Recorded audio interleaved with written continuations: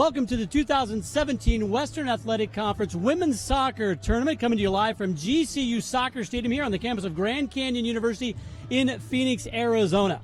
Michael Potter and Jordan Angeli here with you. And Jordan, we got one game in the books. Seattle U knocked off New Mexico State 3-0 in the first game. Game 2 under the lights here features the number 3 seed UTRGV Vaqueros against the host team sitting on the visitors' bench, but in their home stadium, the GCU Antelopes. And the Lopes played themselves into this tournament, and it's a very historic year for GCU. And it probably feels a little weird for them sitting on this side of the white line, the center line. But for the Antelopes, they've done a great job all season. This is a squad who now has their first opportunity to play in the postseason. So with some wins here this weekend, they could play in their first ever NCAA tournament as a Division I school. And when you talk about GCU, you start with their senior keeper, Blakely Frosch. And Frosch has had an unbelievable year. She has played all but 45 minutes, and there's no need to take her out because she's had only 21 goals given up and 76 saves. Her save percentage is 76. So she's keeping balls out of the back of the net and really leading from the goalkeeper position. And as UTRGV wants to put the pressure on Frosch, they'll look to Andrea Barrera, their graduate forward. Barrera is having a spectacular year. She has 7 goals, 3 assists, and 3 of her goals have been game-winning goals, including when they played this Grand Canyon team just a few weeks ago, that game winner to beat them 1-0. So both teams have a lot to play for tonight.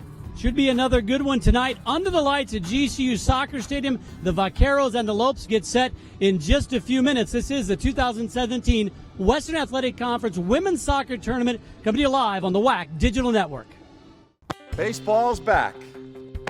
And so is Sanderson Ford with Grand Slam offers like this. Get a new Ford Ranger for only $22,500. New F-150 Super Cruise from $34,500. We've loaded up the bases with Arizona's biggest selection of new Fords. Don't miss these straight-up offers at Arizona's largest Ford dealership, Sanderson Ford. We're also America's most awarded Ford dealership for complete customer satisfaction. We'll treat you right. Sanderson Ford is a proud partner of your Arizona Diamondbacks. Each of us has a purpose.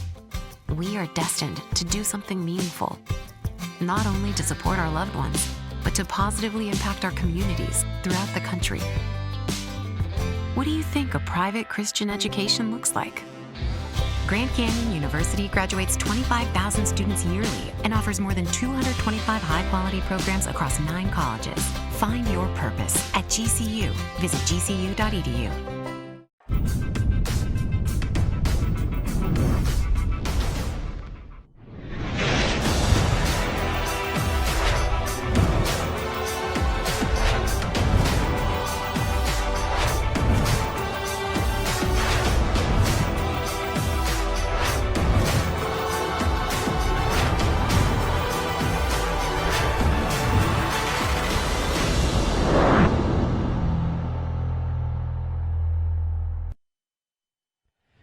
Welcome back to GCU Soccer Stadium. You see the head coach there, Derek Leader for GCU, and getting ready to chat with Glad Bugariu, the head coach of UTRGV. The Lopes and the Vaqueros coming up first. The starting lineups for the Lopes. And Jordan, we talked about Blakely Frosch, but they got some strikers on this squad, some forwards on this squad that can really do some damage. Mila Benedetti is one of those players, a senior from Vancouver, Washington, with 4 goals and 1 assist on this season. 3 of her 4 goals have been game winners. That's pretty good, stepping up in moments when the team needs you. And for Glad Bugariu, the UTRGV Vaqueros, the number 3 seed. You take a look at their lineup here, and they got nobody on the first-team All-WAC selection, but 4 second-team All-WAC members on this squad. And their goalkeeper didn't make the list, but definitely one of the ones to watch. Not only her, but Hannah Spetz, 4-year captain, and she just does so much work for them in the midfield. She's a player to watch for UTRGV. Well, these two teams matched up at UTRGV. The Vaqueros got the win 1-0, but as we've seen, anything can happen. Seattle got beat by New Mexico State in the regular season. They won the first game 3-0. They advanced to play on Friday, and we are underway here under the lights at GCU Soccer Stadium, Game 2 of this Western Athletic Conference tournament. And you can hear we got a little bit of band going on here because this is, we talked about in the opening, it's a home away game for the number 6 seed GCU. They're on the visitors bench right now, but they got a pretty decent crowd out here and a rowdy crowd with the pep band. UTRGV looking to push here. And goes out of bounds off of GCU. Should be a corner to get things started. So UTRGV aggressive. And they'll have a corner kick here. Less than a minute underway.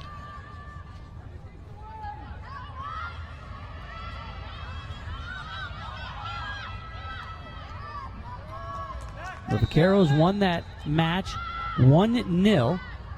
A record of 9-7-3. And went 4-2-1 in conference play. The entry hipped around. Oh, the Lopes might have some numbers here if they can get out on a break. They want to run, but Vaqueros quickly close it out. Ooh.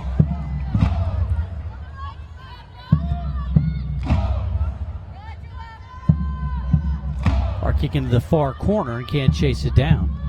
Like those orange spikes that some of the Vaqueros are wearing?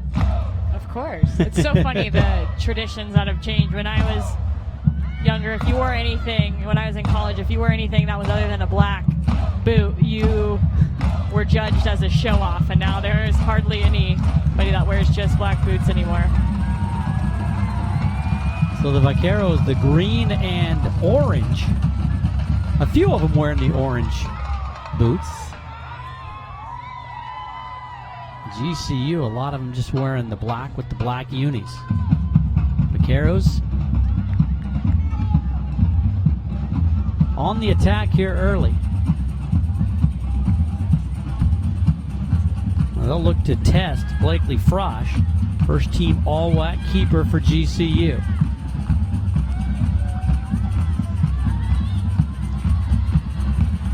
Hope's trying to clear it.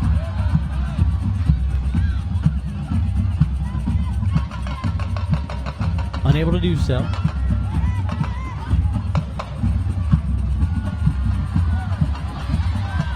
Now the Lopes going to run out.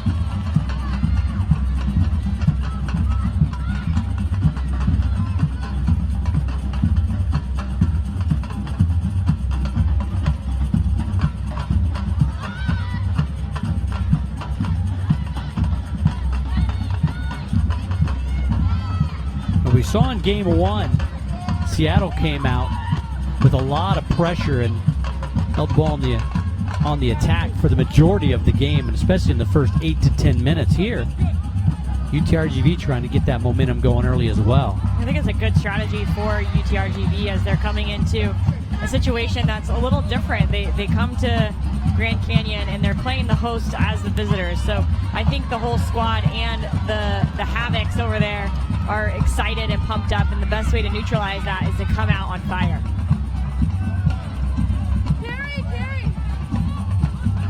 Well, the pep band has been going nonstop for about 3 minutes and 42 seconds. We'll see how long they keep it up. UTRGV now controlling on the attack. Drop it in the corner there, and all the way out of bounds, and it'll be Frosch with the goal kick.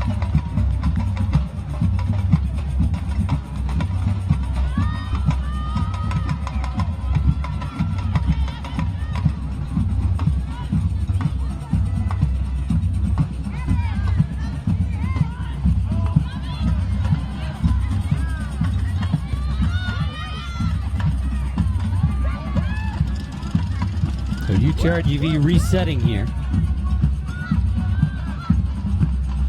With a long pass. Wong now trying to clear it, kicks it back.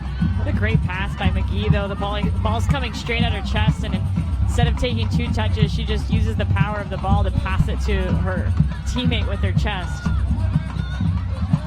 Now the Lopes on the move here. Something going on. Cook now trying to clear, gets a shot and scores! Well, you were looking for that in the first game, trying to take those longer shots, and Cook just reared back and fired, got some space, and blasted into the back of the net. It was such a quick counter from Grand Canyon. And it was all Mackenzie Cook. She did all that work by herself. The entry ball into her was really nice. But then she turns, dribbles, sees, and she just really reads what the defenders were doing in order to get the ball in the back of the net. It was a great play by Cook. So Cook collects her 4th goal of the year, and it's a quick one. On the attack once again. Well, so it looked like UTRGV was applying all the pressure, but a little breakaway there, a bounce went their way, and Cook wasted no time winding up. Grand Canyon weathered the storm early. The first 5 minutes, UTRGV, a lot of possession, a lot going forward, nothing too dangerous, but Grand Canyon took advantage of their opportunity as they went forward. Yeah, the keeper for UTRGV, Kinga Shahemic, didn't really have much of a chance there. I don't know if she thought that the shot was going to be taken from that far out. Oh, and a nifty move there. UTRGV puts it on the goal, but there's Frosch with an easy save there. There's Bonnie on the far side with a little sombrero as she flicked the ball over the defender's head. That one goes out. Well, Cook, it looked like she dribbled around one defender and then had enough space. And I'm not sure if Shahamick was taken a little off guard, an offsides call. It wasn't just one defender, it was about 4 of them. That's right. She stepped over the ball 2 or 3 times, allowed the defenders to shift. Then she found a little pocket of space right at the top of the 18, and that's where she decided, all right, if no one's going to step to me, I'm just going to go ahead and shoot it. And as the keeper, anything she could have done in that situation? I mean, it's hard. There were so many players right in front of her, too. She needed her defenders to step is what she needed to do. So it might have even been a little shielded on the play, so you don't have that quick first reaction. So Lopes on the board early. The goal by Cox in the 5th minute of play. UTRGV on the move.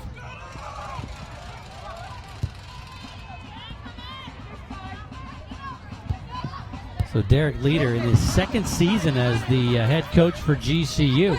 He told us earlier when we talked to him about his team, he said, look, the record's not there. 5-12-2, 2-4-1. Had to kind of play our way in on the last day. But he said, all the analytics and all the metrics, it looks like we're playing better. So we feel like we're in good shape, oddly enough.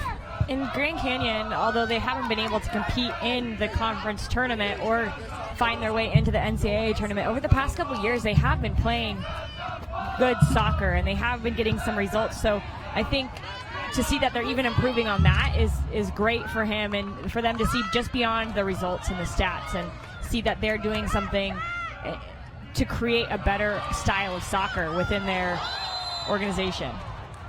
How big is that for a team that, things didn't go their way records-wise? They feel better, but they play themselves in. Their last game of the year, they win 3-0 over Bakersfield. How great is it that they don't have to fly anywhere? They get to stay home to play in this tournament. Oh, it's the best. You get to sleep in your own bed. We'll talk about the travel plans of UTRGV here in a few moments. We caught up with the head coach, Glad Bugariu, and they didn't quite have as easy of a time getting to this game as GCU did. No, they did not. From Rio Grande Valley, they had to fly through Houston, and their plane got delayed because the coffee pot was broken. So they had to get a mechanic in. You heard that right. The coffee pot was broken. And both of our jaws dropped when he told us that. Then the mechanic came in, and they had to get rerouted because of weather, and then they had to go back to get more fuel after they were already in the air. So it's just a lot of things for UTRGV, and sometimes that adversity can bring you together as a squad. You can only control so much, and things like that make you understand that there are certain things we can control in our playing and with our travel, and that's our attitude. That's how we come to the game, and they've showed up. They gave up a goal early, but they've already showed up here in the first 10 minutes, bringing a good energy. They're pinging the ball around, finding some crisp passes throughout the midfield. So don't expect this to be a 1-0 game. I think this is going to be a few different goals from both teams. Yeah, both teams look to be pretty spry here and ready for action as we get started. To put a cap on that story about the UTRGV travel, they were trying to get her on Tuesday for the awards banquet. They changed on the bus on the way over, and Coach Bugario said they all look great too. How did they do that with the bus bouncing around? They look dynamite in time, and they got her just in time for the awards ceremony. Said they ran into the awards ceremony, which is such a funny thing. Yeah, you're right. Sometimes we make a big deal about that, everything being perfect and working well, but sometimes it can kind of get you all together and you just have to laugh about it. Always difficult travel with weather when you're going through Houston or Dallas, it seems like.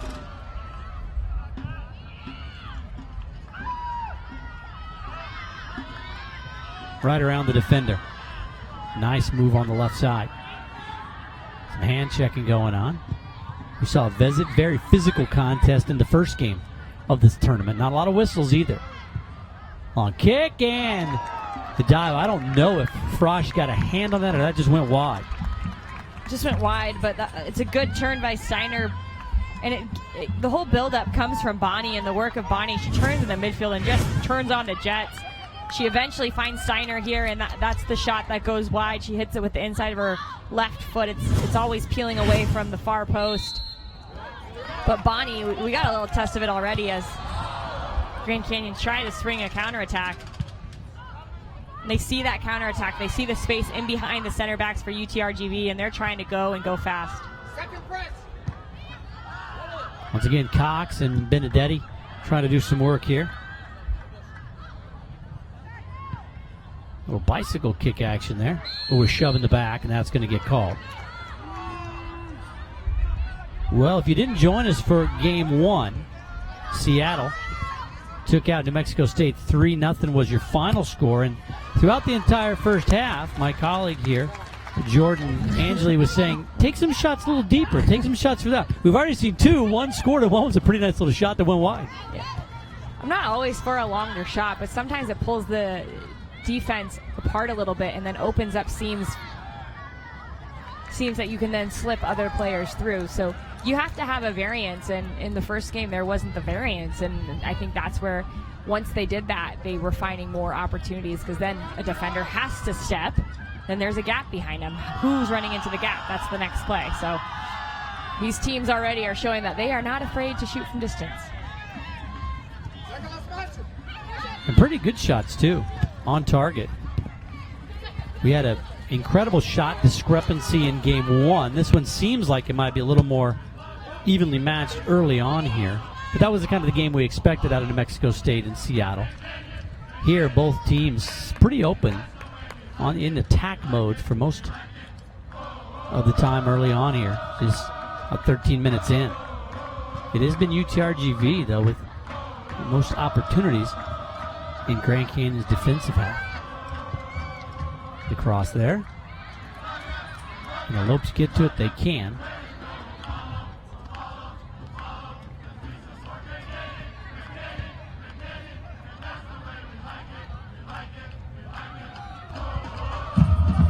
Sarah Bonnie, you talked about her, the sophomore out of Ghana. On the left side over there. And here she goes. Cross, all the way across, and nobody there except for the Lopes. What a good attack for UTRGV, though. When center backs dribbles into the midfield, players don't know how to defend it, and there Ramirez picked up the ball, and she just kept going because no one stepped on her. And then the slip ball into Bonnie was perfect. The end result in Bonnie's cross wasn't where it needed to be, but I like Ramirez taking initiative and trying to get forward and help her team attack.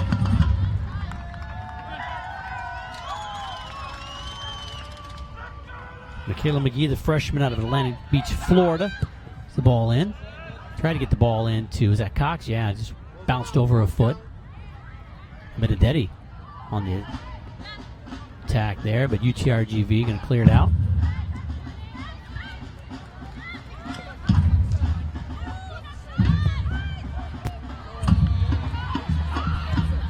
Now the Lopes with a chance around midfield stripe.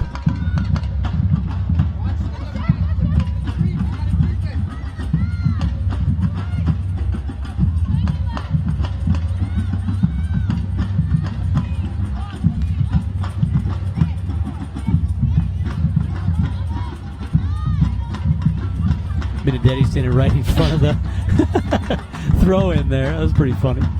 No call, and now UTRGV kicks it out. Be GCU with the chance. Looks like we're going to get a substitution for the Lopes here momentarily. We talked to the skipper, the head coach Derek Leader, about being on that visitors bench. He said, yeah, it is kind of weird to be sitting down here. They are the lower seed. The last team to get in the number 6 seed. A whistle and will be UTRGV. And you just used skipper so properly. That was awesome. Goes back to my baseball days. Yeah, he gave us a little look like, this is so strange. He looked a little out of sorts down there, didn't he? He had to get his bearings right. Well, the Lopes, a team that really do rely on the analytics. They like to chart that. In our call with him, he mentioned that, and I mentioned it earlier, he mentioned that the numbers don't look good on paper, wins and losses, but their pass percentage, completed passes attempted, and he was going down deep into the numbers. And they said they really look at that. They have a stat tracker for that, and they look at that every time. One of the coolest things about the advancement in technology is the way that they can track things like that. They use a program called Instat, and it gives them possession. It gives them the amount of passes completed for each and every player. And not only that, then you talk about conditioning programs where they can track GPS-wise what players are doing in a game, so they know if they need more rest or not. The amount of technology and how it's usefully used in sports is, I think, only going to help the game advance and hopefully reduce the risk of injuries, especially on the sports performance side. Steiner with a nice job aggressively attacking the ball there and gets the turnover. It'll be UTRGV with a kick there.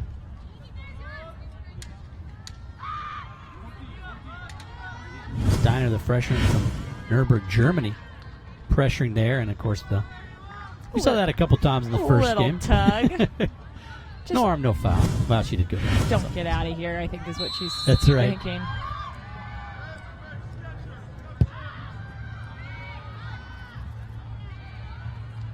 Lopes, the defense, and the scrum there gets the head on the ball. It's a good clearance, but UTRGV does have a long throw in. Madeline Hepker can get it near the 6 here, which just makes it like a dead ball situation. Cleared out once again by GCU. Steiner going to try to get it in again. That one slips away. Over to Cox. Cox all over the place here. Wants to move forward. Ball rolls out. And it's going to be UTRGV. Yeah, I'm a little surprised why Cox let that one go out. Now she throws the ball away, but... Or Cook, excuse me. Didn't think that anybody else touched it. She was under the impression the UTRGV player did.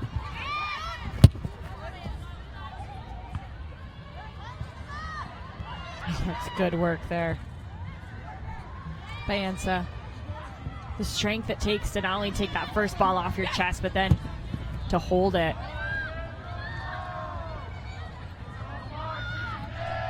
Shamek coming out far toward the end of the box there to snag that one. Shemek's got a little experience underneath her belt. She's playing with the U20 Polish national team, played with the U17 team in the Euros, which is the biggest European tournament for that age group. And to have her back there and her leadership and everything she's she's really good at communication. She's good in the air. We haven't seen her been challenged too much, but it's nice to have a goalkeeper with that kind of experience behind a back line. Devera takes off, goes around a couple of defenders. Tries to get past another, Boulder way past another. Trying to dribble past everybody. Center it, and Kinga Shamek out there in time. Well, she took that from the left all the way over to the right, past about 4 people. And you wonder why Devera comes in early in the game, and then she comes in, and that's why, because she is not opposed to a little bit of contact. How about this scoop at the end? Well met by Shamek. Tried to drop it in there. Was that Emma Kane that was on the attack there? Couldn't quite get it to her. Boy, a lot of pushing and shoving. We've seen it already in the first match and in this one. The officials are letting them fight it out. 20 minutes gone by. 1-0 GCU with the lead. Winner of this one will face the number 2 Utah Valley Wolverines at 7 o'clock on Friday night.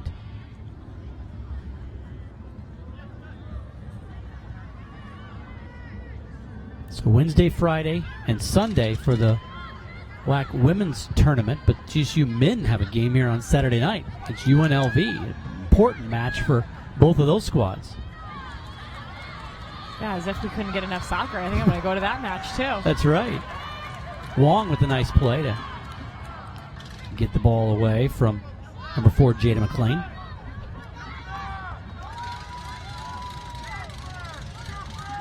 It's nice that the WAC tournament now has that day off in between these 2 play-in games and the semifinal game, because I think it gives the teams a little bit more rest, and it makes those matches the way that they should be. It's still tough for the teams that have to play in these games to recover by Friday, so that extra day helps them a little bit.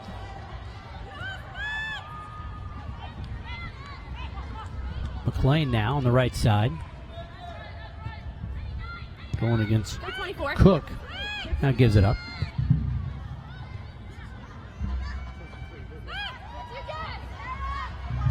UTRGV trying to set something up here.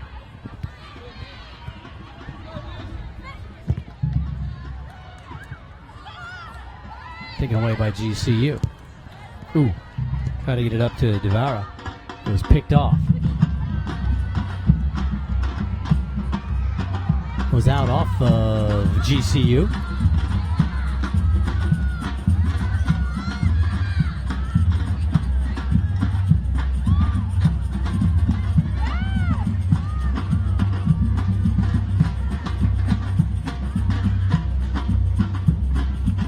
Pep band picking it back up again. A little bit of a groove going there. Ooh, nice little nifty bicycle kick there. Get a shot off. They do. Just wide. Whoa. Boy, that was some nice pass and some nice play by the Vaqueros. Just wide. A little high. And Ansa and Bonnie know each other very well. Both Ghanaian internationals on the U20 level. And it all started with Ansa with a little bit of flair, kicking the ball up and over her head. And there's Bonnie's effort on the side volley. Boy, that was... We're about 22 minutes into this, and they've already done a few things on the ball that make me throw my hands up in the air. Yeah, that was... They're impressive. Nice play all the way around on that one by UTRGV. Yeah, Deanna Ansa and Sarah Bonnie.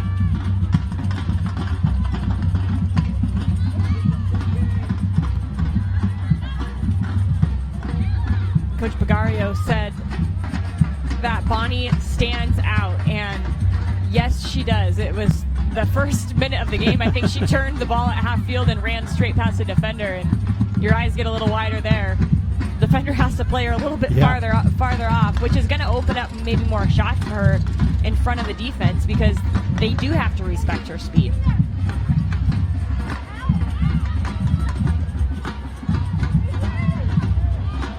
Hard contact there.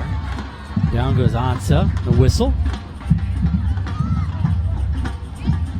And that's from freshman Hannah Edwards from Aurora, Colorado. That was a big tackle.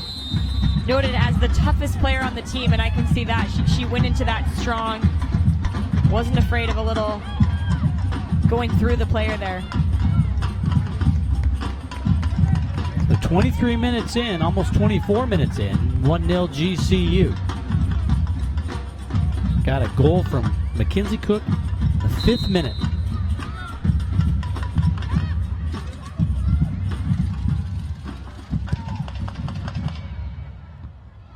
Little shove in the back of Ansa, no call on that one. Devara, they track it down. Benedetti.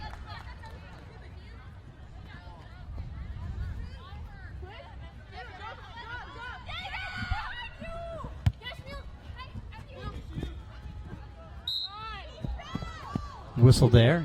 Heard one of the fans say she fell. With a little help, maybe. You love it when you hear what the fans scream. Sometimes. If it's appropriate. For the most part. Yeah, it's funny. In the WAC. It's all in good nature and good fun. Once again, they push the ball up on the attack. There's Bonnie. Out off of GCU for a corner.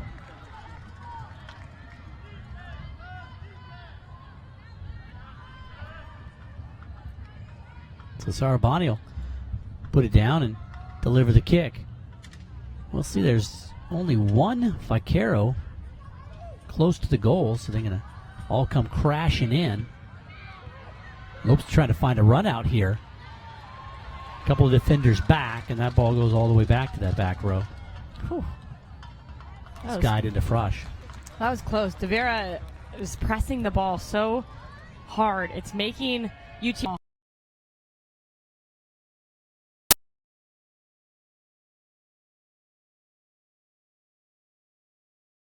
of the substitute De Vera. Play the ball back to the keeper. You need to correct the clock. When we didn't start it, I think we're off by like 20 seconds. I think we don't need to correct it. International flair, typically in Division I soccer, but for UTRGV, you've got a couple folks we've talked about from Ghana, and of course the keeper from Poland. Spets is from Sweden. A very international squad. You didn't say where Shemek is from in Poland. Kinga Shemek. Oh, let me see here. I didn't plan on this. She's from Poland. I think that's a good effort. I don't want to upset her family that's watching. I would not want to do that with my either. American accent. Yeah, German, Polish, Norwegian, Swedish.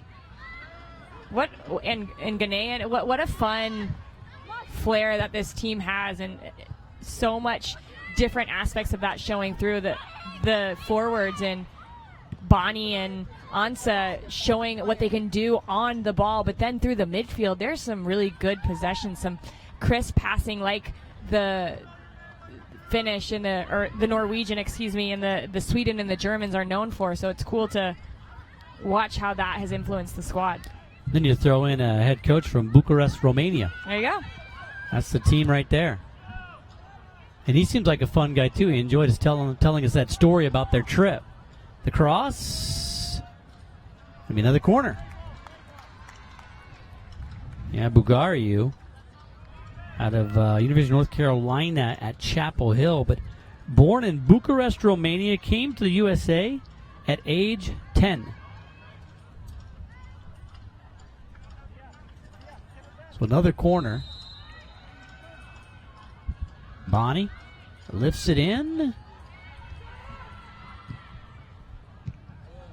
GCU able to clear it out.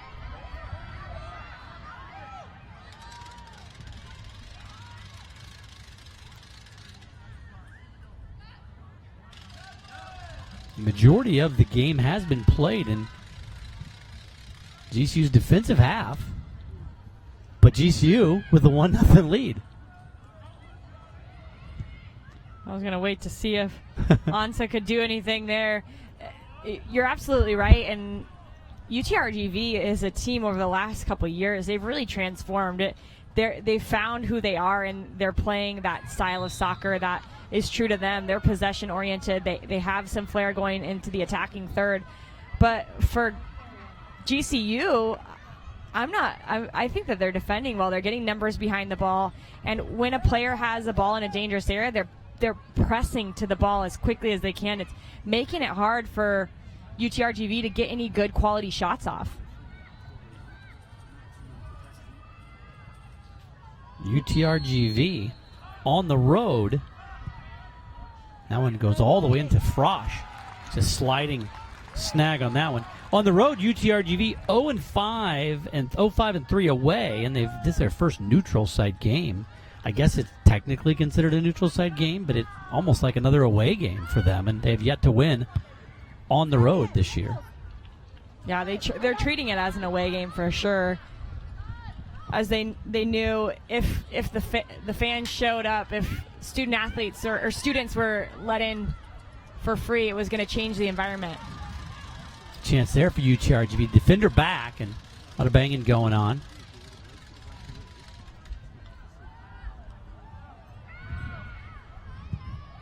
GCU clears. DeVera. Now they're going to try to run it down, use that speed on the outside. Able to keep it alive. GCU does have, looks like they got some pretty good wheels on the outside and the front there.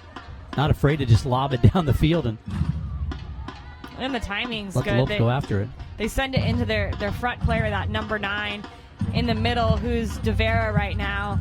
And she holds it up, she lays it back to the midfield, and then it's the players off of her that are running through, and Benedetti and on the far side Kane, they're the ones that they're trying to spring through off that up, back, and through type of motion. Benedetti. DeVera. DeVera looking to cross it. Be a corner for GCU, their first of the match.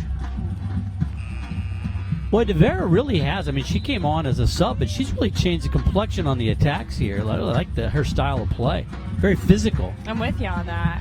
She's physical, but she's also really smart with what she's doing as she takes a break here. I think that's a well-played shift by her, about 20 minutes. Yeah, very nicely done. GCU on the corner. Their scoring opportunity for the Lopes. All the way across, the header out. Like UTRGV with the goal kick. So that corner went all the way across the box, and Lopes unable to convert.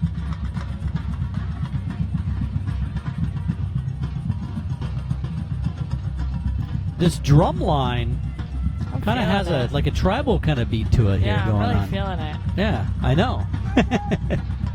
I'm going to turn on the camera up here in the box and see some of the moves by Jordan and Angeli. I don't know if everybody's ready for that. Probably not. Probably best we keep it on the field of play.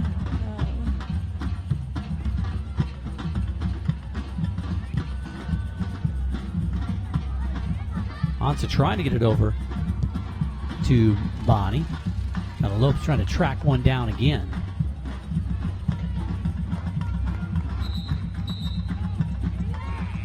Rachel Mina, number 12, in for GCU. Get a couple substitutions here for UTRGV.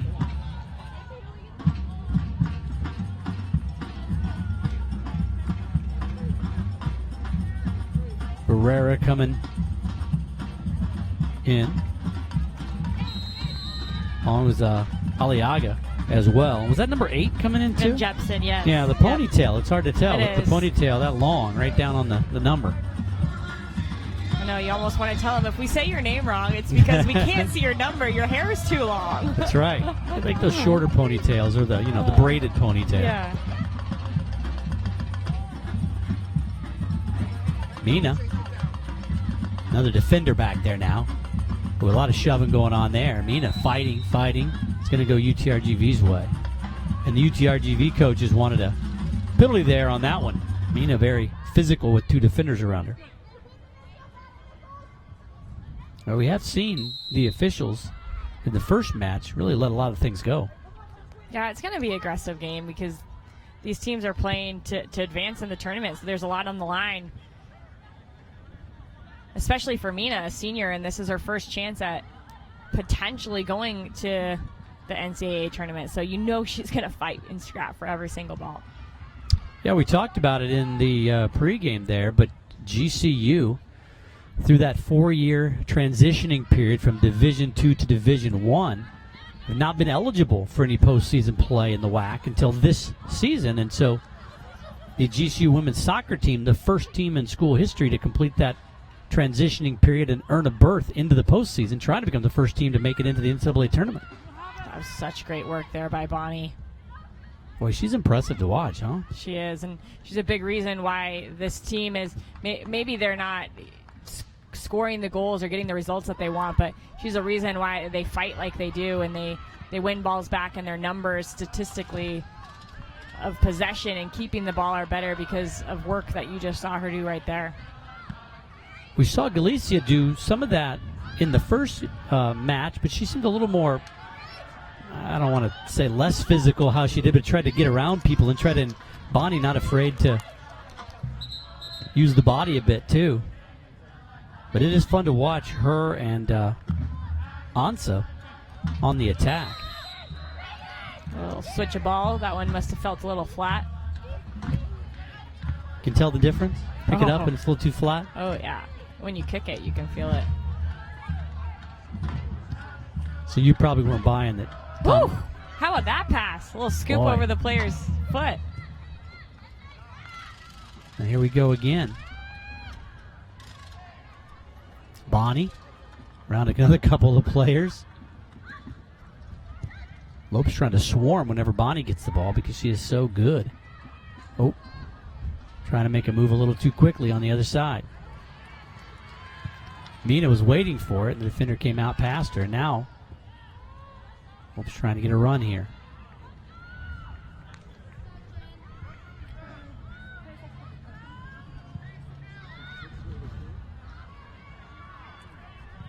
Lope's on the far side over there.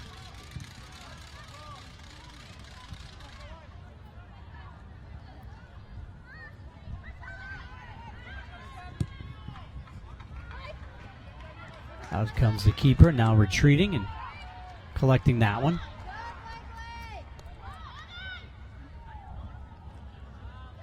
Frosch picks it up. 36 minutes gone by. 1-0 GCU. Game 2. Little WAC soccer tournament doubleheader for you here. We'll have another one on Friday. Championship game on Sunday. After everybody else changes their clocks in Arizona, they do not change their clocks. So it'll be a 1 p.m. contest on Sunday, local time, which will match up with Mountain Time. We'll have it right here for you on the WAC Digital Network. Oh, and Mina went down grabbing her ankle. There was a weird, awkward collision there. Both players down. Mina immediately grabbed her ankle. The other player, I didn't see who it was. Mina, I think, is going to hop right back up. It was just a weird collision in the middle of the ball bounced right there, and just like number 16. Tuva Nielsen. Nielsen with the swing through.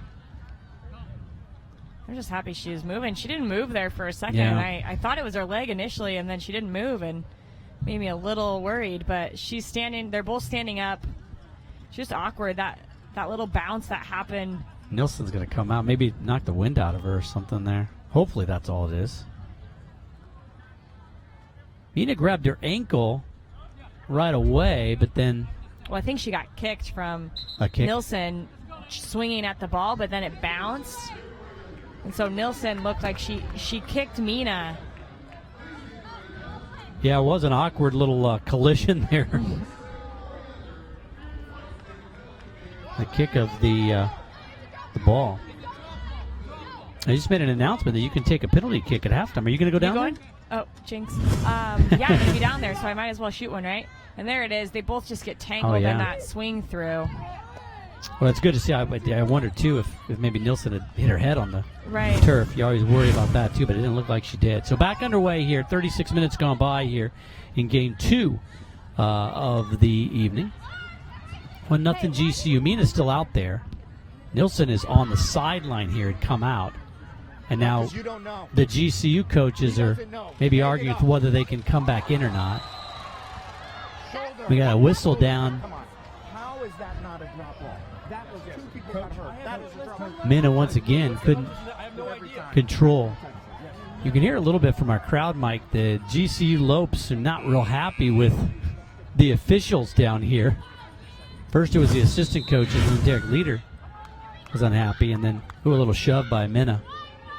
And that's the oohs and ahs we heard from the crowd as Mina just goes into the back of the defender for UTRGV.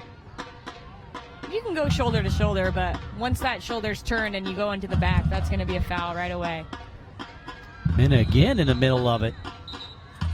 And I think we're going to get a yellow card here. Yeah, Michaela Mina just a little fired up after that challenge at half field, which, So that happens. that was on Mina, right? Picked up the yellow. Yeah, and that it's just two fouls too close together, pulling the player down there in the middle of the field, and Mina gets a yellow card.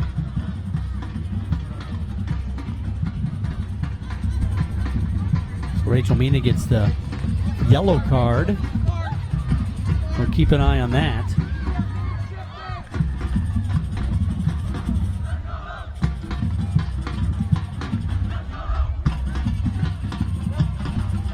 Seven minutes to go here in the first half of play.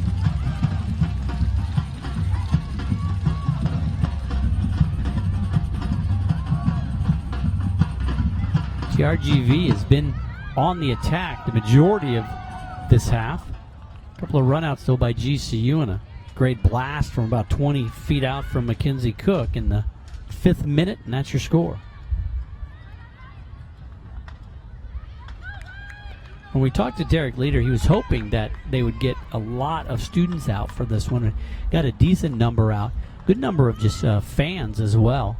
But that section across from us here filled up with the band and some students. Then we got some students on the lawn area as well. Yeah, for a Thursday night, I would say, or a Wednesday night. Yeah. I don't even have my days straight. For a Wednesday night, it's a pretty good amount of people out here watching the game. So I'm sure Coach Leader is happy about that.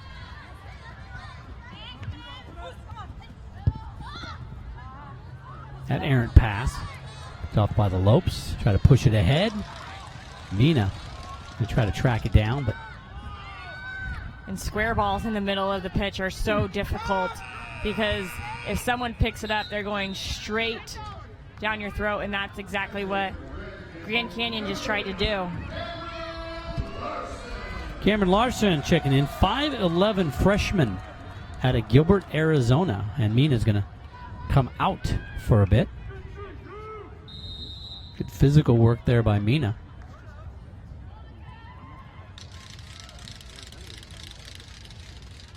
I didn't Throw think he was in. going to give me a card for that Right to second one, just Larson. because I got the first one. Right?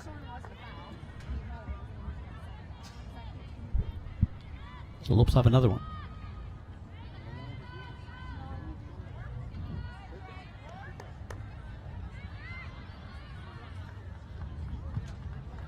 Cross, the header. Ooh, upended. Just a slip? No? Going to call that on GCU on the push. Yeah, I don't know. I don't know. That was interesting. Nichols went in for it, but it looked there that Steiner just stepped on top of the ball, and that's how she slipped and fell. I mean, there was contact, but I don't think anything. If her foot would have been planted, it would have been. It wouldn't have looked that bad because she stepped on the ball and fell. But needless to say, we're back playing. It looked bad, right? That Yeah. is something's got to be called when somebody upends like that. Error pass, saved in. Bonnie just accelerates past everybody. Loses the ball, though. Well, Nichols, you said very physical, the freshman out of Greene, Ohio, and they rotate the captain's band, and she's won it most of the time for GCU as a freshman. And we asked Coach Leader if that was odd, but he said, no, not the type of player she is, you know. Just a good leader of the squad. Yeah, I loved his thoughts on her and just the fire and the drive that she has. It's allowed her to step into this leadership role and create a place within her team where her teammates respect her. And that's really hard when you're coming in as a freshman. Everything's so new, but they trust her, they respect her, and she's done a really good job. He said probably 18 of the 20 games she's worn the That's captain's right. band. So I wonder what happened those 2 games she didn't. She was very upset, probably.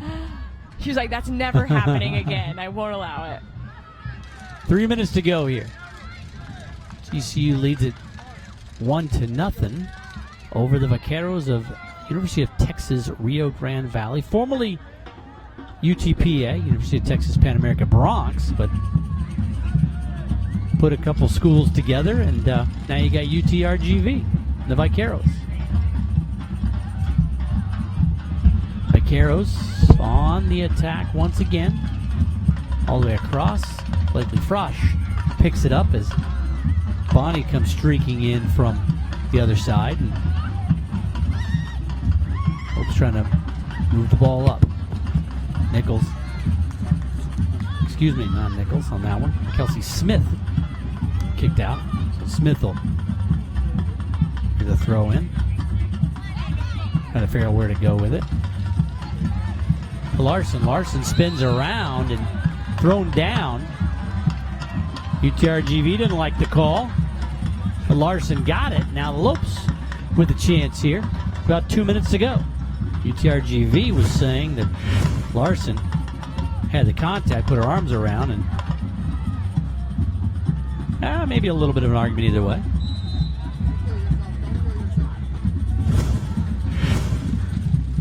Cook with the kick. Hobs it all the way in. And snagged high out of the air by Shihemick. Going to start it the other direction. Steiner almost lost it. Cook trying to take it away.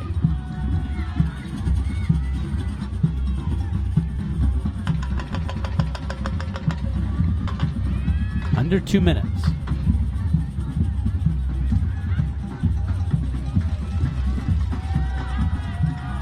That'll be UTRGV ball right in front of the student section. They call them the Havoc here at GCU. They're getting geared up for a basketball exhibition game tomorrow in GCU Arena. First things first, though, trying to urge their Lopes on to a victory here in the first WAC tournament for this squad. Less than a minute.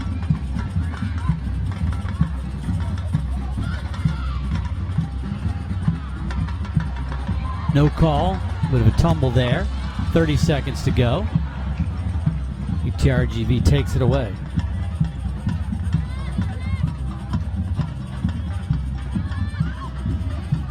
Benedetti pressuring the ball. Get it back to Kinga Shihemick.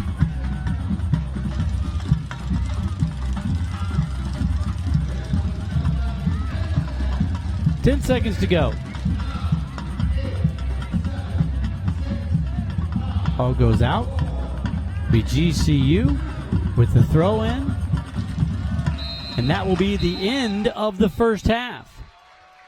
So a very hotly contested contest through the first half. Very nicely done by both squads. Aggressive play on either end. UTRGV in the attack zone much more than GCU, but the Lopes get a goal from Mackenzie Cook, a 20-footer that she just shot in.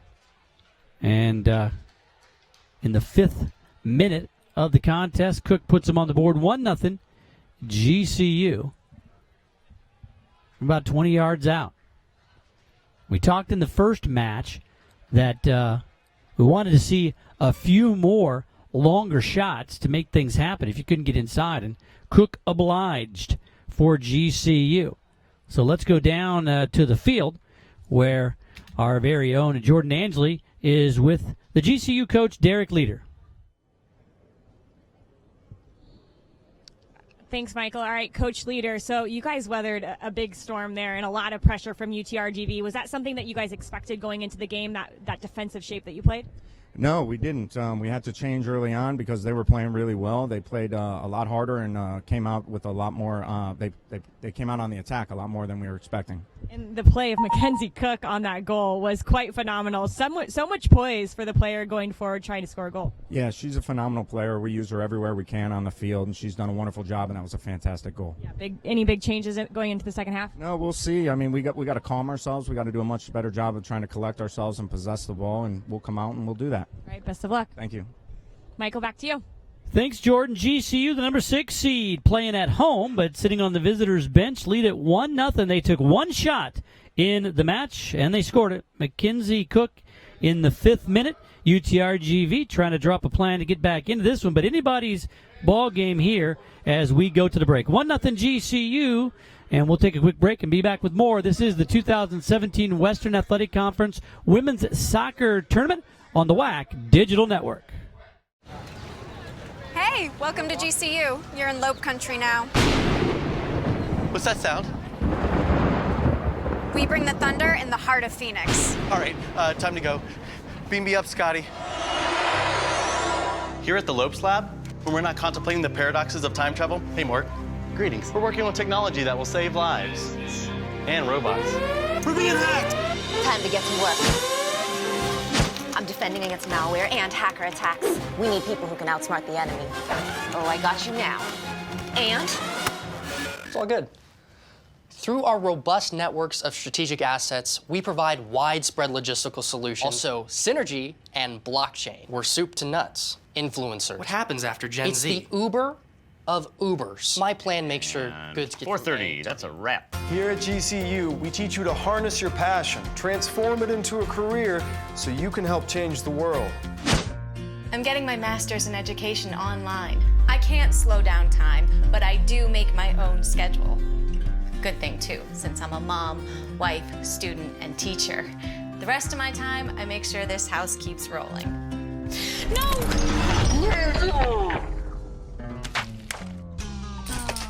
Ball! No ball! It takes grit and determination to lead a Division I team.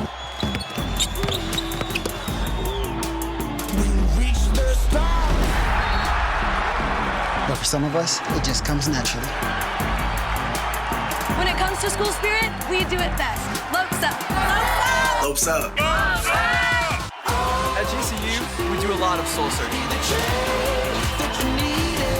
There's a thunder in all of us. Come find your purpose at Grand Canyon University. Be the thunder, be the change that you needed. Be the thunder. Playing soccer under the lights at GCU Soccer Stadium. Michael Potter, Jordan Angeli here with you. The Lopes lead the Vaqueros 1-0 here. Vaqueros coming in 9-7-3, 4-2-1, the number 3 seed. The Lopes 5-12-2, 2-4-1, the number 6 seed. And as we look at the stats here, I typically would ask you what jumps out at you, but boy, we look at the stat sheet and it makes you laugh almost. 1 shot, 1 goal, 1-0 lead for the Lopes.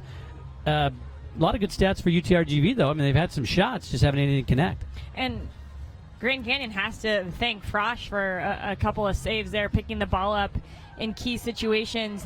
I think of a free kick that UTRGV had, and they sent it low and hard across the box, and Frosch came out and scooped it up. But it's good efficiency for Grand Canyon, but if you're UTRGV, you have to figure out what's happening in the attacking third to not allow those shots and the shots on goal to get on frame.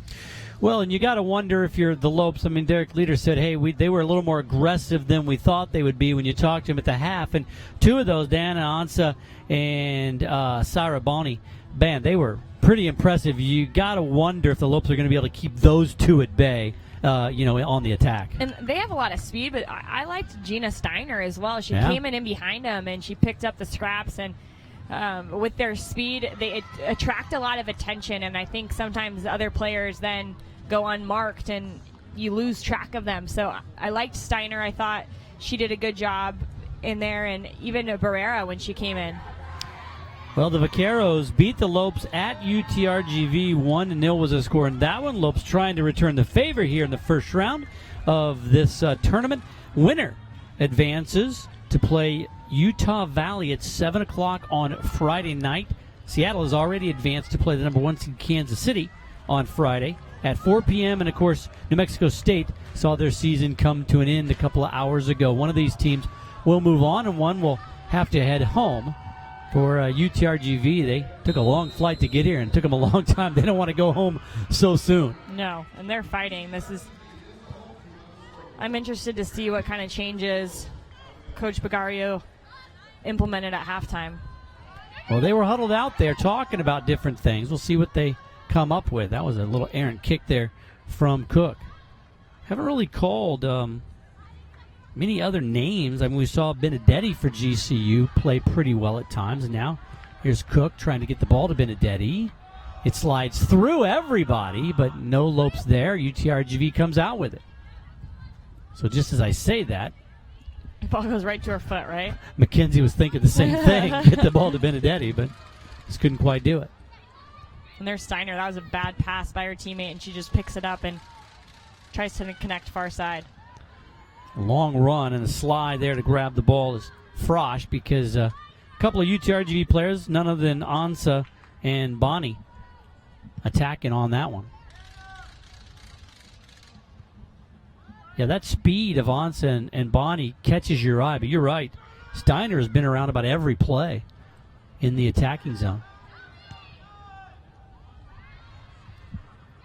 A little taste there at Bagario and his assistant talking about what's going on.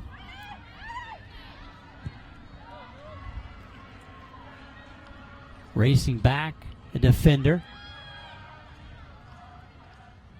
In the corner, nice spin move. Getting some space. Cross. Cut down. Send it ahead. Oh! Boy, that just reached out and grabbed that one. Boy. And the AR is tapping his pocket, which is interesting. It looked intentional, and I think if it's intentional, it needs to be a yellow card, which it is. Larson gets the yellow card, and she's surprised. I'm not sure why, because I'm not sure if that couldn't have been intentional with the ball above your head, reaching up for that one like that, but we'll see. Couldn't have been unintentional. I think, she definitely meant to do that. It looked like a good volleyball hit. Yeah, almost spiked it down. The defender just raising her hand like, whoa, what? Is that legal? Can we do that now? In her defense, in Larson's defense, if that was me, I would have said, what? Why is that a card, too? That's right. You never admit to it. I think that's what you do as a player. You just got to... Yeah.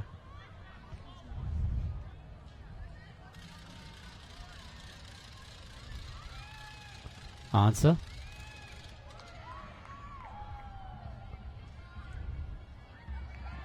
Steiner can't control it. Out comes Lopez, I believe. Lopez tried a lot of those longer passes, trying to get behind the defenders. UTRGV doing a nice job intercepting those, kicking them away. And UTRGV is allowing those longer passes now to come in front of them. They're dropping off a little earlier. There you can see they're fine with Benedetti getting the ball in front of them. They're protecting the space in behind, which is more dangerous to them than that space in there where they can throw numbers back and get their midfielders to come double down on the ball. There's Steiner. Bad pass there and intercepted by the Lopes. One goes out off the foot of Cook, or maybe before it got to her foot, but either way, UTRGV throw in. Hepker. Ansa. Well, that one kept alive by the Lopes. Benedetti tried to play it to herself. She does. Larson now trying to outrun the defender and can't quite get to it. Boy, Shahamick coming all the way out on that one. Had to. And then was so poised when she just touched it around the oncoming forward. Shahamick showing a little bit of her foot skills. So both teams aggressive on the attacks. That one off of a inadvertent hand.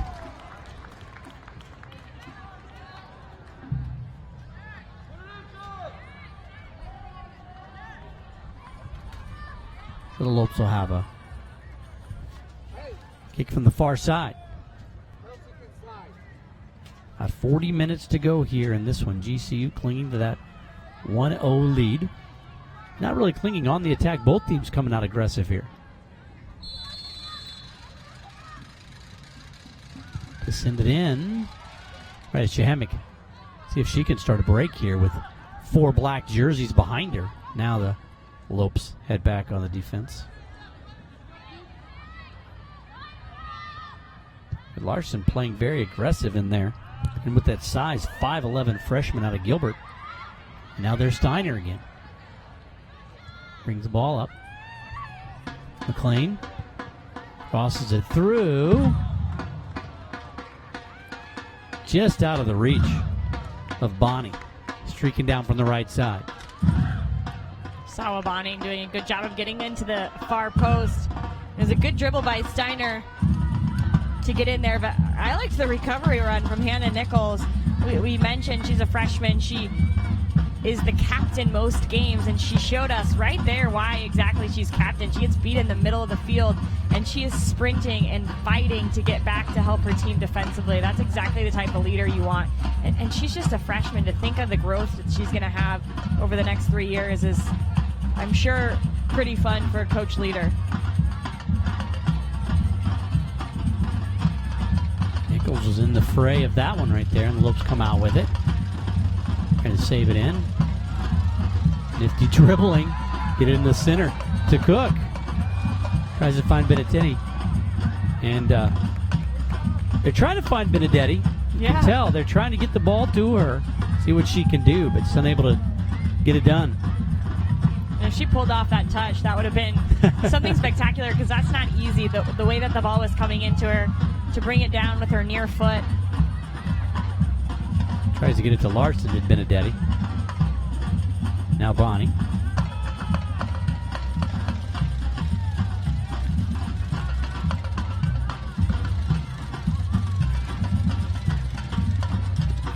Cook took a tumble there. Out on the left side with some open space. Reverse course. Good battle for the ball there and taken away by UTRGV. I've been really impressed with Marcela Ramirez. Wow. She's a captain for UTRGV, and defensively she is so solid. She's won a majority of the balls back for UTRGV when they're in their defensive half, but she also has this knack to know, that's her on the clearance there, a knack to know when to go forward and help her team in attack. Come the Lopes, and there once again. Stopping the play is the captain.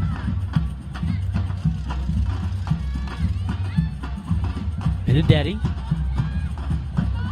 Get over to Cook. Oh, Cook can't control it. They go out now, and now it goes out.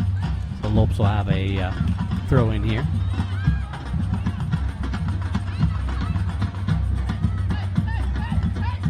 Well, GCU had their fair share of injuries.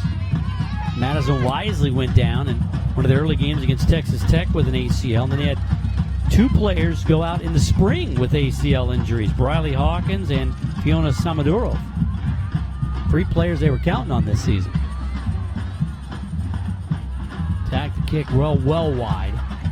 But we've seen that quite a bit, those ACL injuries, quite a few in the Western Athletic Conference this year. It's hard, you look at them and seemingly as many contact as non-contact. And that's one of the things Coach Leader said. They were looking for reasons and any commonality, and 2 of them were contact. The 2 in the spring were both contact. So, and these were 3 players he thought were going to start this season in the fall, and he wasn't able to use any of them. And it's a hard, ACL injuries are so difficult because there isn't one common factor, and there are so many different risks and things that put you at risk for tearing your ACL that you can't say, oh, just do this and you'll avoid it. Right. If we knew what that one thing is, I probably still would be playing soccer. That's right.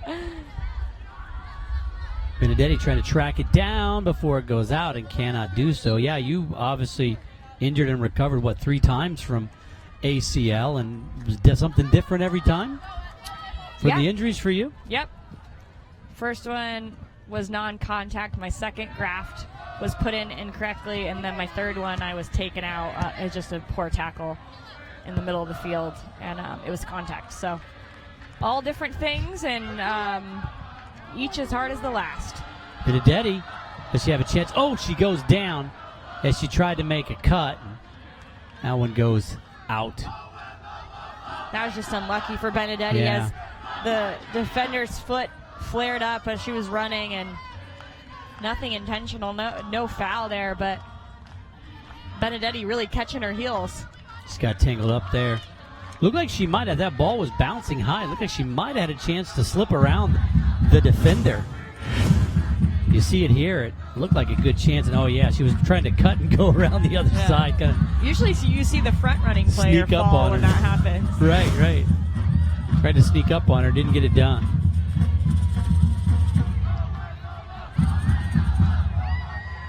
Well, so for your ACLs, contact, non-contact, and then physician. Those are your three. Unfortunately, yes. Well, as we see this game progress and these athletes become so much bigger, faster, stronger, too, just that much more stress on those ligaments. See it all across and taken down from behind. Cook just reached out and grabbed her.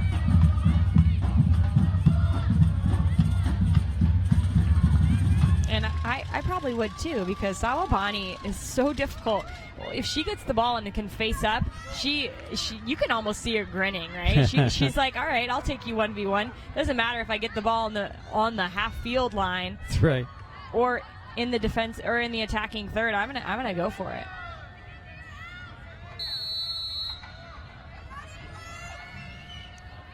Now UTRGV. UTRGV going to fire one in and well wide.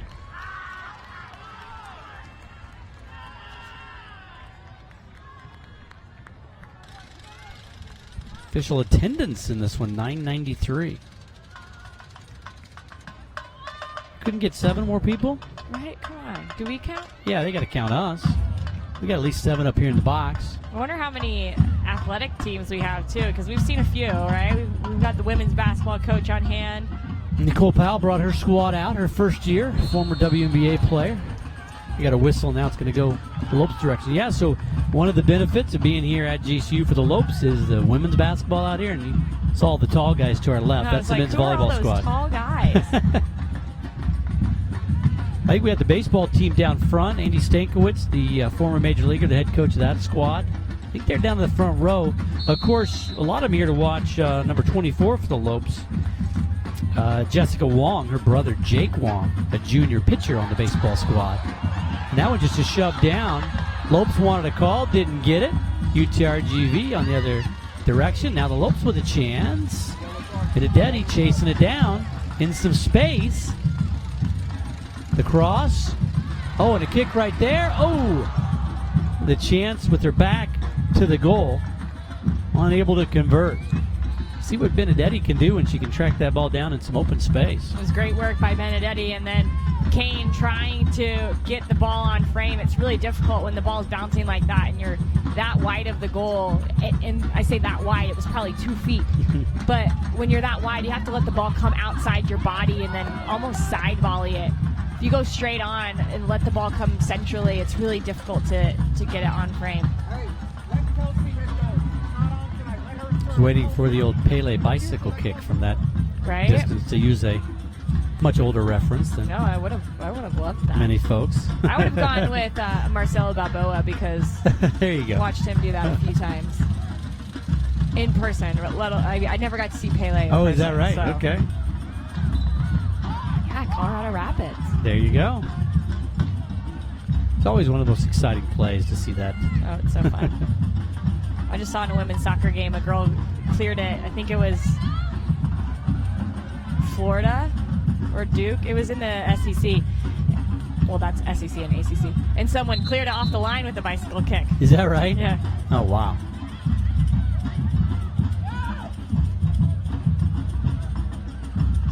So Lopes on the attack here.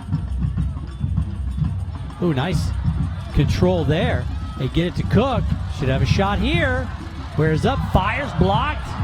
Nobody there for the rebound. Oh, a nice job by the keeper, Kinga Shahemick. It was almost point blank on that one. What a great save by Shahemick. It was good passing by the Lopes, and here's Kane. She winds up, and Shahemick was going right, and the shot then came left, and she had to make this acrobatic save, pushing it off of her left side. It was a really good save in the end. That's when you're hoping somebody's crashing toward the goal and can get an easy one. But good defense by UTRGV, the white jerseys there. So Lopes with the chance there, denied by the keeper for UTRGV. Gonna get a substitution here. It's as if we are. 30 to go. And here is Jessica Wong, the freshman from Chandler, Arizona, and Hamilton High. Of course, Hamilton in the news with Cody Bellinger of the Dodgers, a Hamilton High kid. Oh. His brother had committed to play baseball at GCU, but got drafted, went pro. What a life. As Cody did. Went straight from high school to the pros. I did not have that opportunity. Me neither. Not many do. So Wong back in there for GCU. Hopes have been in the attack zone here for quite a bit. The good thing about that, too, is it keeps the ball away from Bonnie and Ansa, as well as Steiner. Those are really the three that have been providing the bulk of the offense and the attacks for UTRGV.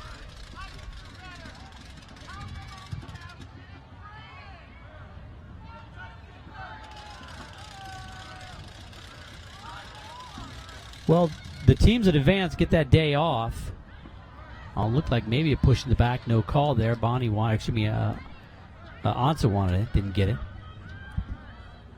What do you think about these teams like UMKC and Utah Valley, who aren't going to play their first game until Friday? Utah Valley not until 7 o'clock Friday, but they came in on a Tuesday so they could be there for the banquet. So they're really away from school and everything for quite a while, just going through the practicing routine.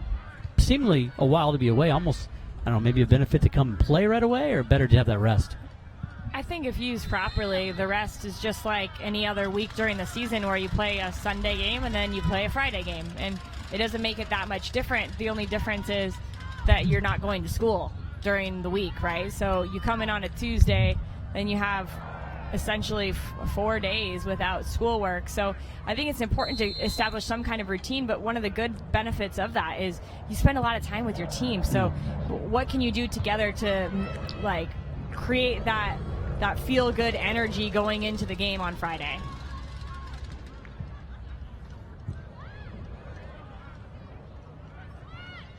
Coaching staff, I'm sure, putting a good schedule together to keep everybody busy throughout that time.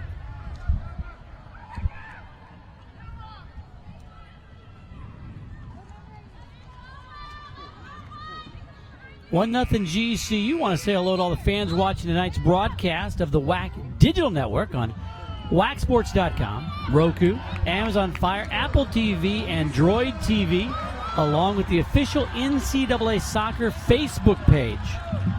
You can see Jordan and I in so many places. Gosh, all over the place. Thank you for watching. You're probably actually tuning in to watch the game more than us. So you can see the game on all those places. Pretty exciting. This new age of broadcasting, how you can get the games and get the competitions in so many different locations. But we're happy you joined us. We've had some good ones. Seattle really, if you look back at it, dominated Udavar with a chance there. That first game won at 3-0. This one a very competitive game. It's still in the balance with the 1-0 lead for the Lopes with about 27 minutes to go. I mean, it really could swing on one big play either way here. Well, that's exactly what Grand Canyon did in the first half is they didn't have the majority of the play going forward, and they've had quite a lot more of the play in the second half. But UTRGV started off so possession-oriented, and it looks like they might be shifting the way that they're playing in the midfield with just now Spets, the one holding midfielder, and putting two players in front of her, seeing if that little change can help them get forward and create some more numbers around the top of the box.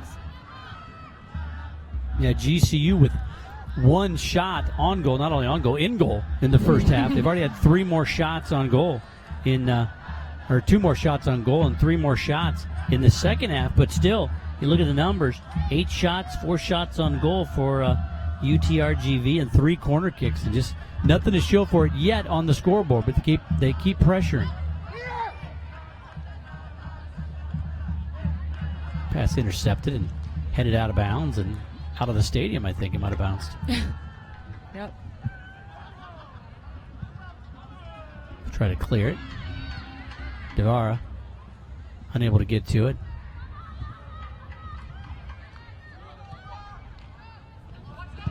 Pass to Navarro. Ooh, and a collision there. Just knocked over, no call. The UTRGV fans don't like it.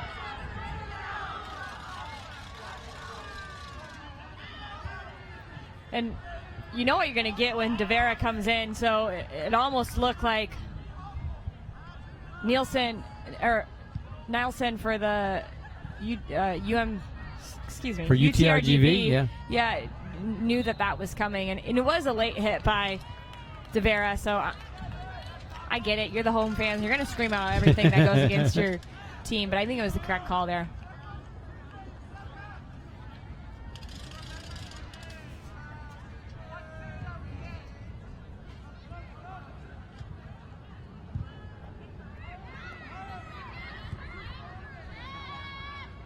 Trying to get the ball out of their defensive half here. Here comes Bonnie. She's going to track it down. Maybe take it herself here. Nice pass off the give and go. And there's Steiner on the far side looking for a cross. Who gets around her defender? Nope.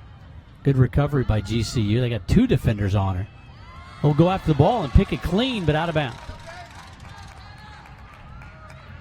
But both teams have had their share of winning the one-on-one matches defensively, and Lopes got that one. We're able to get it out of bounds.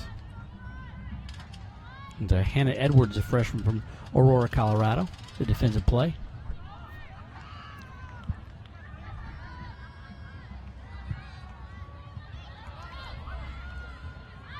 Devara.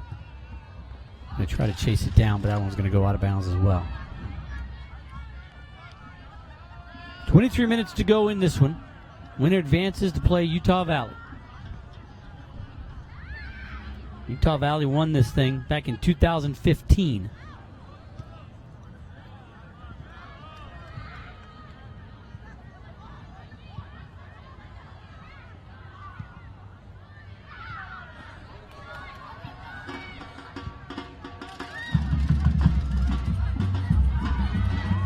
Ansa, the low one fly. A little too high.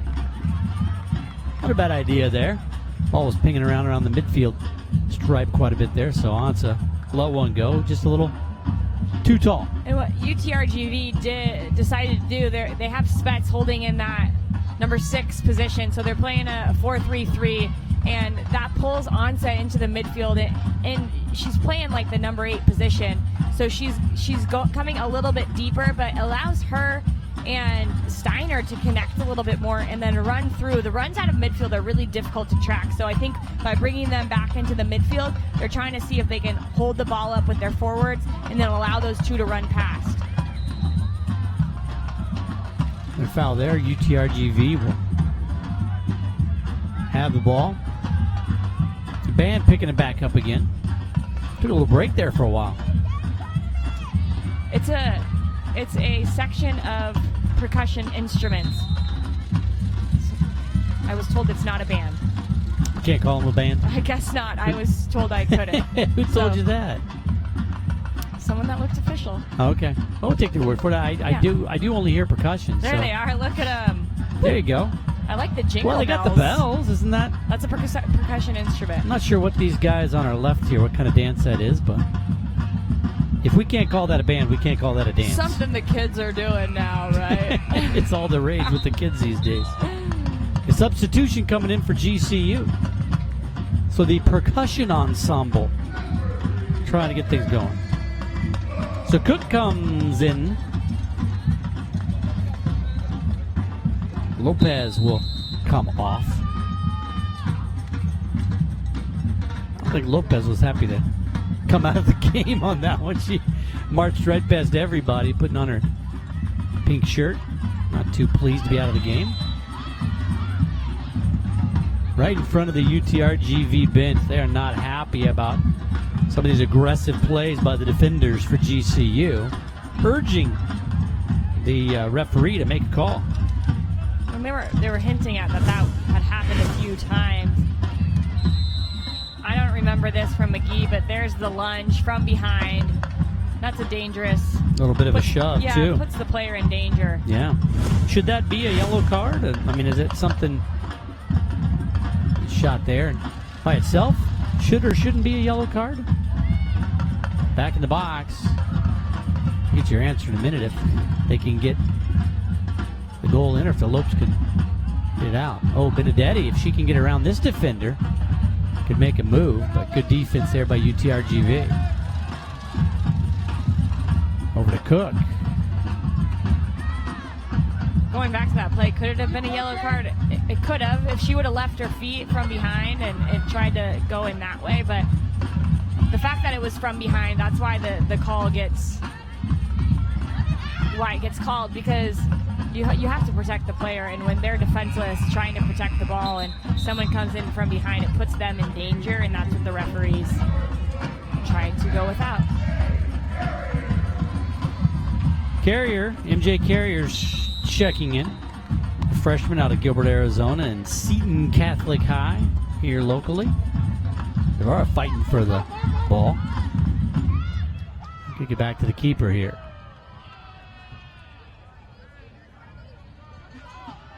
"19 minutes to go in this one. Lopes got that goal in the 5th minute of play, and it has held thus far. Collision there. Devara goes down. She initiated the contact, but she hits the turf and hops back up quickly. I can't get enough of the way that she plays. She doesn't go beyond or below like a run, not even a jog. Here she's standing waiting for the ball to come to her, but when she's defending, she's putting so much pressure on the center backs, dictating where it's going to go next, allowing her team to then win the next ball. It's really good work by Devera. And Nichols involved in that little scrum with Ansa. Nichols gets the best of that. Nichols doing a good job of using her body to just shield off Ansa. The takedown to Ansa for 2 points. Nichols might have not been as innocent on that as we initially thought. That's the trick, right? Make it look like it's the other person doing it. I got in a lot of trouble for being the second retaliator. That's right. Always a retaliator that gets the flag thrown, or in this case, the whistle.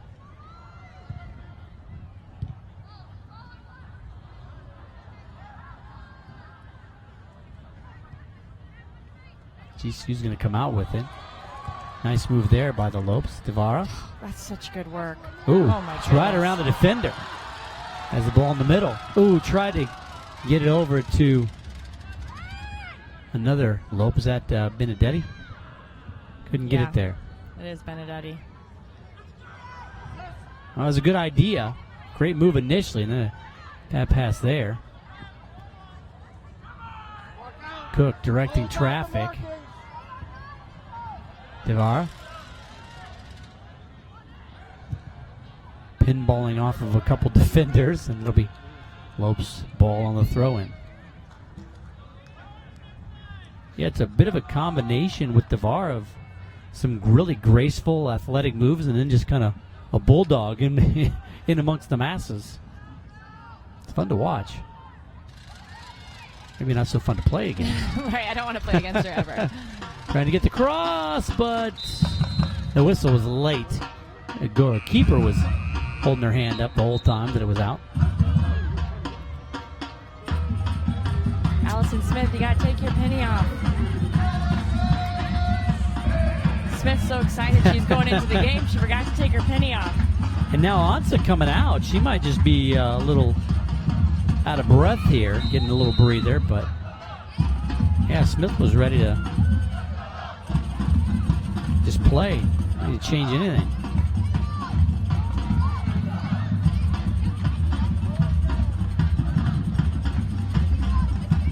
And the drum line picking up the tempo.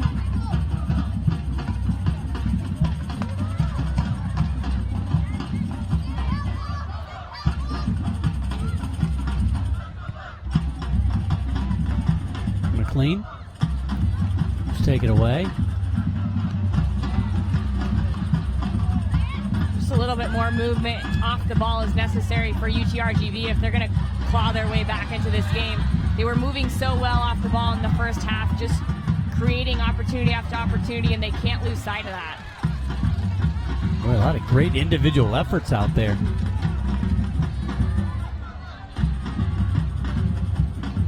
That pass to no one in the middle of the field.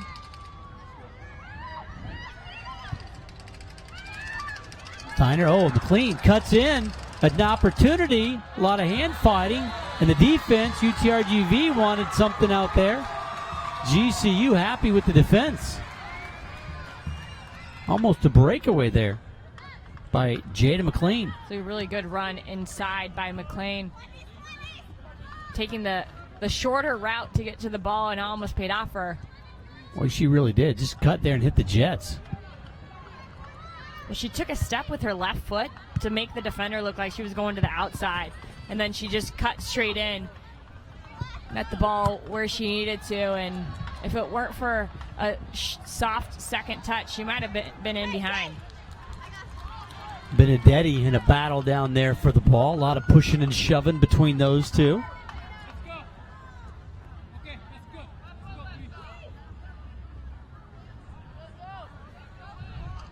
Navarra trying to track it down. Get throw in down near the corner.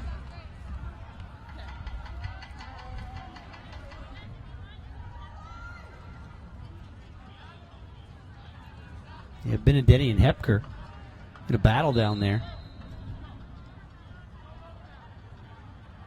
He's going to throw it in for GCU. Oh, there we go. Cook with the fake. Is it back? Tries to split him. Benedetti crosses. Ooh, a collision there.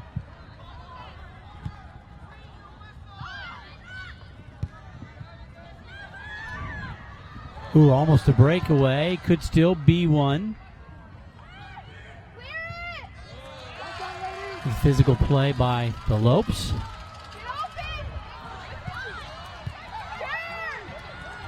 Ball to Cook. About 13 minutes to go in this one. Benedetti.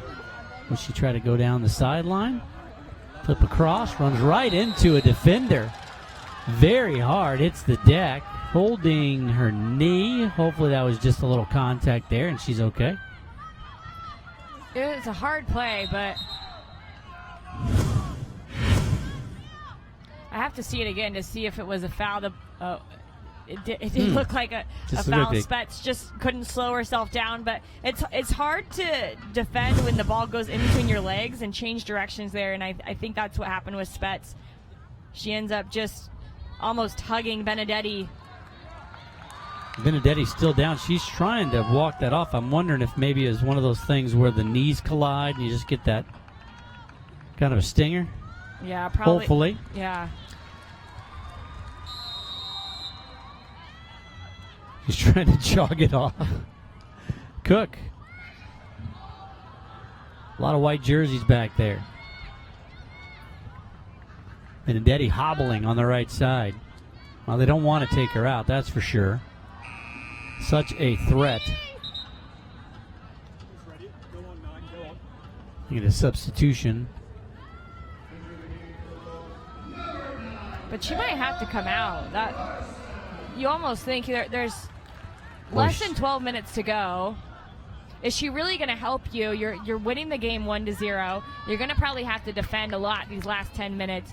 Do you bring her off, evaluate, and she just looked to the bench to... Larson in there now. Boy, she's moving very gingerly. Hasn't even really started running yet. Boy, she is hobbled. See if she can run here on the attack. Sometimes you feel a lot better when you have a chance to score a goal.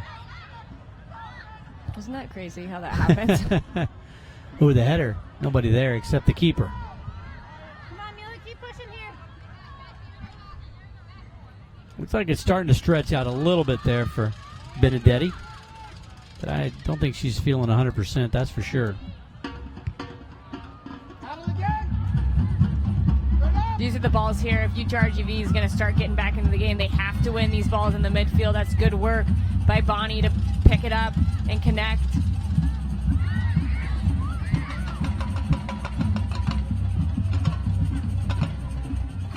Steiner.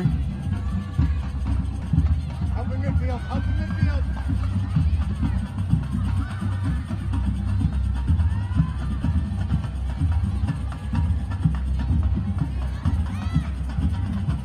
McLean. Down the side. Jumps over the slide tackle.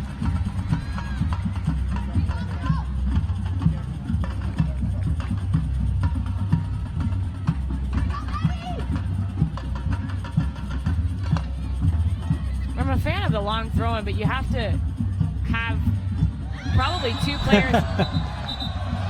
Steiner, that's going to be a yellow card. She grabbed that jersey and held on for a bit.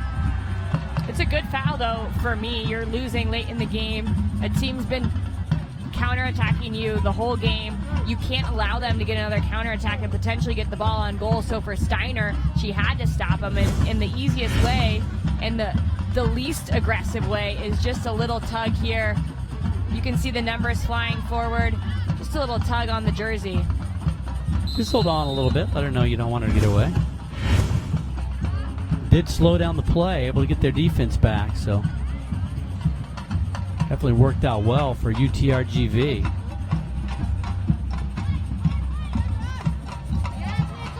Ooh, nice play there by Nichols.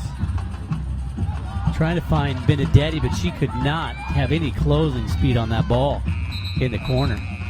And we're used to seeing Benedetti where when she decides to run all out, she kind of puts her head down for a first few steps and really has a third or fourth gear. She did not have it there. She gets taken off, which I think is a smart move. Yeah, she's definitely not happy about that, but the trainers are going to take a look at her because she did not have that burst of speed that makes her game so good. So Kane in there for GCU. Time running out for UTRGV. Can the Lopes cling to that lead? Got it in the 5th minute of play. The long shot, 23-24 yards out, but screened by about 4 UTRGV defenders. Kinga Shamik, I don't think she saw it in time to react.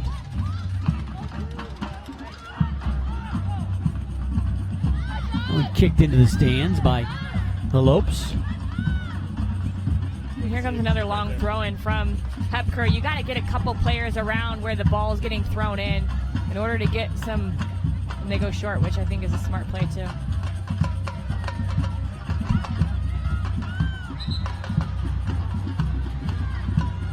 Lopes good defense on that one.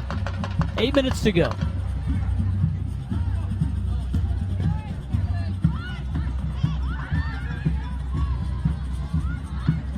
Away by UTRGV. Nobody home for the Vaqueros. Larson kicked ahead. One's going to go out before anybody can chase it down, and now the Lopes okay with that, trying to shorten this game a little bit here.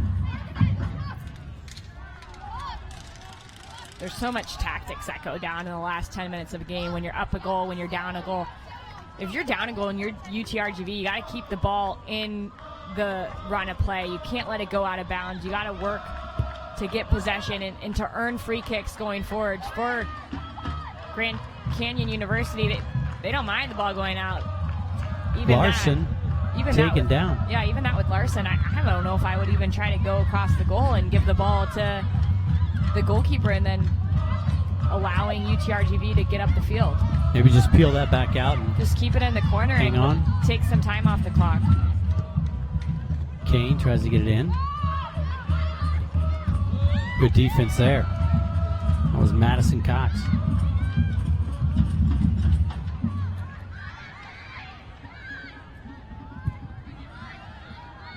Madison Cox, haven't called her name much tonight. 4 goals on the season. Playing as a middle defender, but Eric Leader said she's just got pure speed. One of the fastest players. Haven't needed her on the attack here.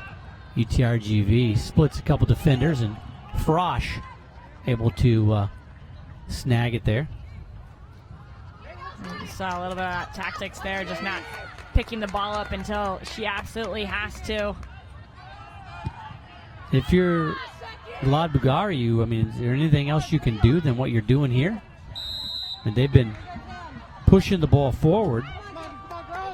Just haven't anything to show for it yet. Well, you have to be a little bit more precise in the attacking third with your decision making and the balls that you play.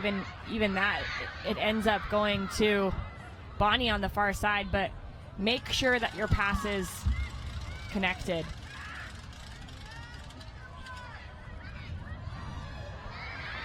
Bonnie all taken away. And Ansa came off a while ago.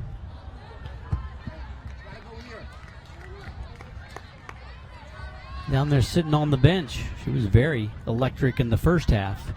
And for UTRGV, when someone's dribbling, they have to have more runs off the ball. It's almost as if someone's dribbling forward, the runs off the ball tend to stop, and it needs to be the opposite. What can you see is created from the run on the ball that you can maybe exploit?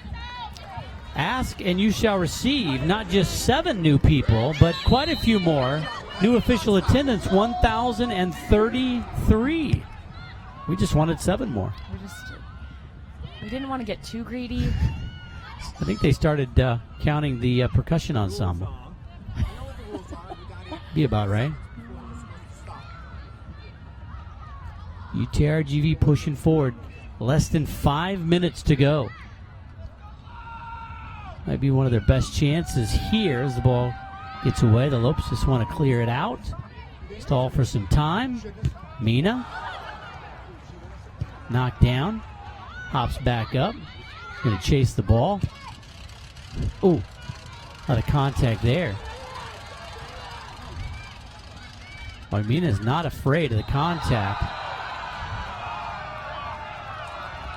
That one, a little contact there, and an antelope went flying. Kelsey Smith got airborne on that one. And I think a little just frustrated with her arm getting pulled back initially by Smith. I don't think it was anything big. Just when you're changing directions, your arms are going to get crossed over, and the reaction afterwards is what the call gets on. Bonnie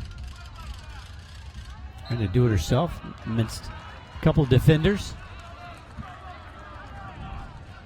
UTRGV running out of time here.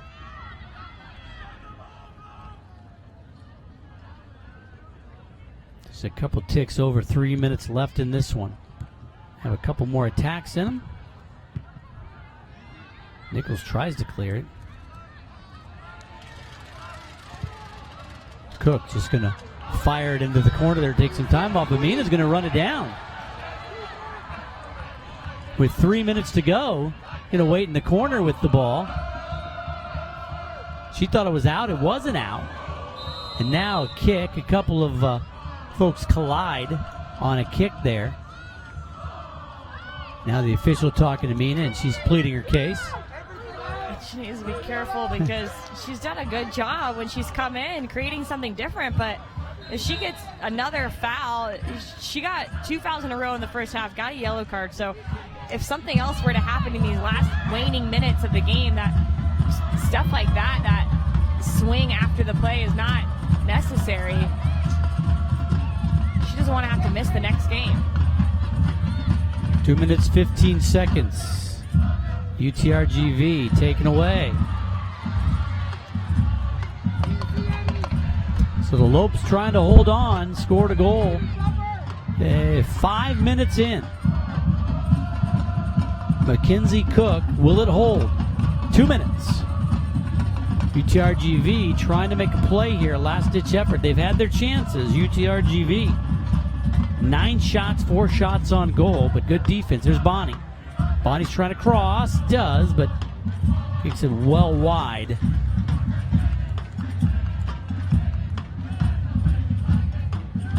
Now the Lopes taking their time to get this ball back in play.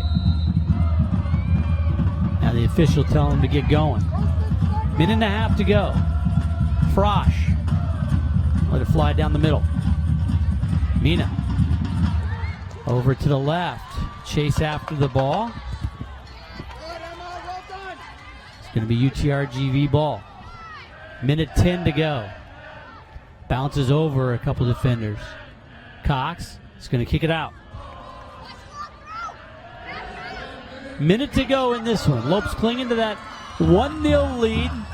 They scored in the 5th minute of play. Mackenzie Cook, 25-yard shot. Cox is going to clear it out to midfield. 45 seconds. Lopes just trying to hang on, avoid some last-minute shot by UTRGV. Vaqueros looking for anything, a little bit of magic. 30 seconds. 2 UTRGV players collide. Are they going to call a penalty in the box? Coach, in your area. Oh, my. Coach. Oh, my.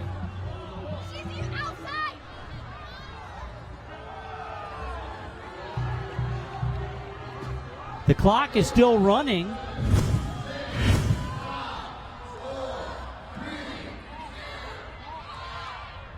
Now they're saying stop the clock.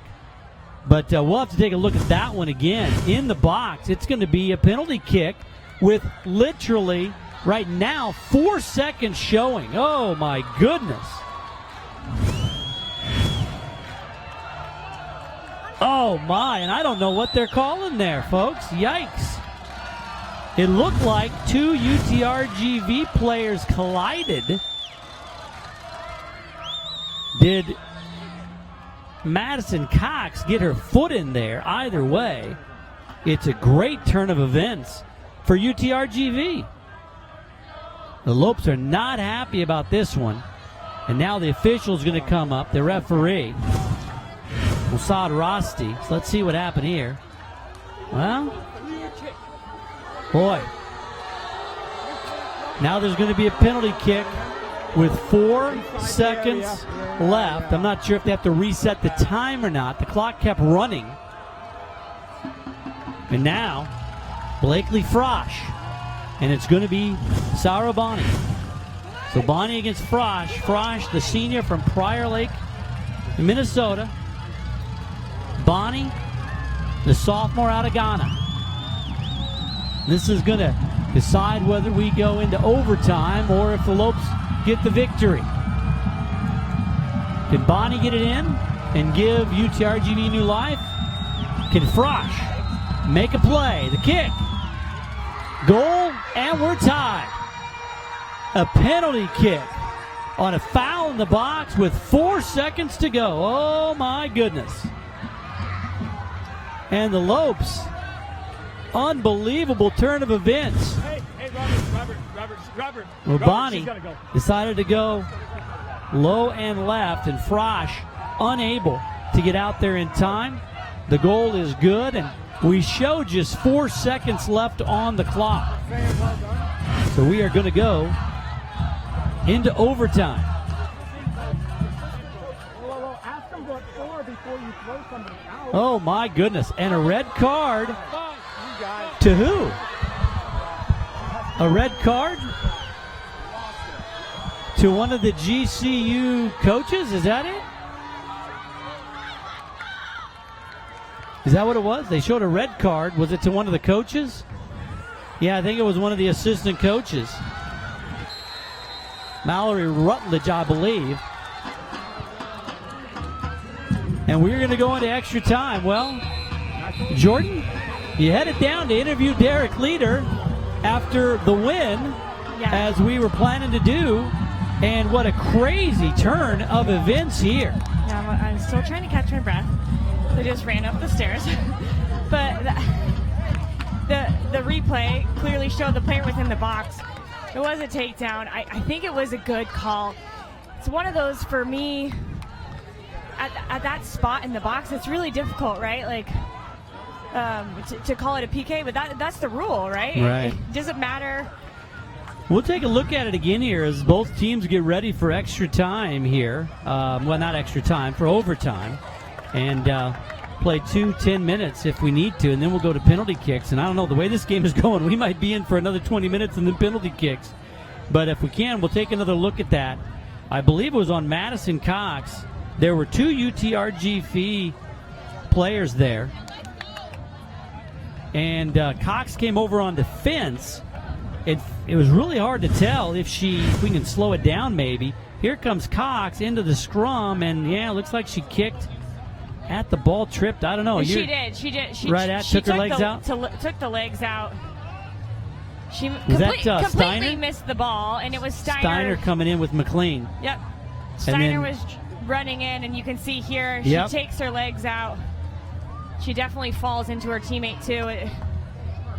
Tough call against the Lopes. Gives a new life to UTRGV. 1-1. We go into overtime. We'll take a break and be back with the overtime. This is the 2017 Western Athletic Conference Women's Soccer Tournament on the WAC Digital Network. Baseball's back. And so is Sanderson Ford with Grand Slam offers like this. Get a new Ford Ranger for only $22,500. New F-150 Super Cruise from $34,500. We've loaded up the bases with Arizona's biggest selection of new Fords. Don't miss these straight-up offers at Arizona's largest Ford dealership, Sanderson Ford. We're also America's most awarded Ford dealership for complete customer satisfaction. We'll treat you right. Sanderson Ford is a proud partner of your Arizona Diamondbacks. As a kid, I always dreamed of being a Division I athlete. GCU supported that dream, and they also allowed me to get an education. So when I came to GCU, I was able to transfer enough credits in to fast track my education. So I graduated in 3 years with a master's, and I did it debt-free because I had athletic and academic scholarships. I'm Mackenzie, and I earned my MBA from Grand Canyon University. There's thunder in all of us. Come find your purpose at Grand Canyon University. Well, we have heard it said many times here in the stadium that soccer's a bit of a crazy game, and we just saw it right here, the way it unfolded. The Lopes got a goal in the 5th minute of play by Mackenzie Cook. It held up until the 90th minute of play, and a penalty kick by Sarabani tied it up, and we go into overtime. Jordan, truly a crazy game here tonight. It was, and both teams coming out with a lot of effort, a lot of hard work.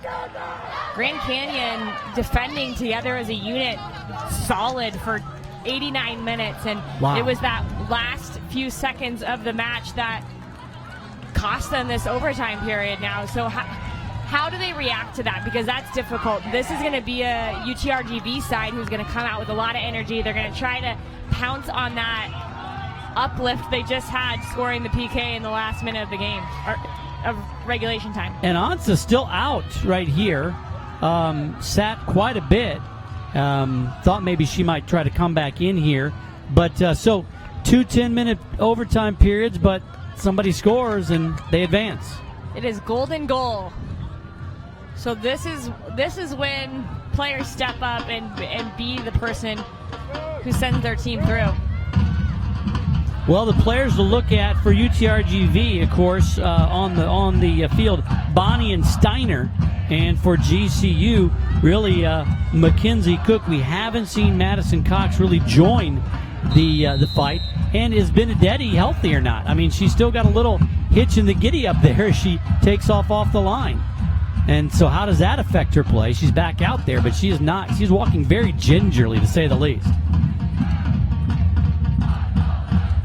UTRGV won the regular season contest 1-0 at home. Lopes thought they were going to return the favor. Didn't. The first chance for UTRGV quickly here. Cox lets it go out. Well, we talked about it. We watched the replay a couple of times. You felt like had to be called. It was in the box. Nothing you could do about it. Tough to see a game decided that way, but it definitely was missed the ball, got the legs, and had to be called by the official. You can't go swinging your legs like that inside the box. You have to be more disciplined in the way that you defend, and it was just too wild of a swing by Cox, and it cost her because Steiner has been so swift all night long, and she's getting out of tackle. She's dribbling with a little bit of a fleet foot, and that helped her in that situation of drawing the foul. And we did have the red card for Mallory Rutledge, the assistant coach for GCU, so she's not on the bench anymore. Very upset about that call. Lopes trying to get in the action here. And Benedetti just is not 100%. You can see as she tried to track down that ball. No explosiveness right now in those legs. Can she gut it out and make a play? I don't know if it's worth it. Yeah, she definitely is not 100%. If she can jog, it's when she tries to change directions or go for a sprint. It's just too difficult. Well, if you're watching this game on the WAC Digital Network on your computer or some tablet or device and you had the World Series on, you know that there's already been one team with the color orange prominent in their uniforms that has won a championship. This game, of course, not for a championship, but to keep the season alive. And UTRGV hoping to be the second team wearing orange to get a victory today. Benedetti hit the deck and slow getting up. They might have to get her out of there because I think she's doing more harm than good. Cox. Get it?